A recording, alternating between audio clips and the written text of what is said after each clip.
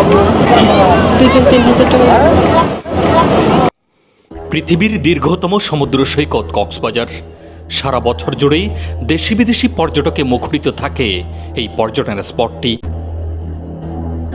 তবে শীতকাল ওই পর্যটন ব্যবসায়ীদের জন্য ভরা মৌসুম।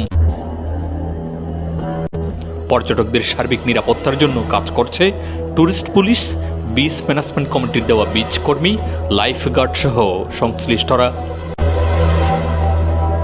দিনে সমুদ্র সৈকতের নোনাজলে গা ভাসানো, জেট স্কিটে চড়ে সমুদ্র দর্শন, বিচ বাইকে রাইড দেওয়া কিংবা ফটোগ্রাফারদের হাতের দক্ষতা দেখা গেলেও রাতের সমুদ্র সৈকতের সৌন্দর্য কিংবা পরিস্থিতি একটু ভিন্ন।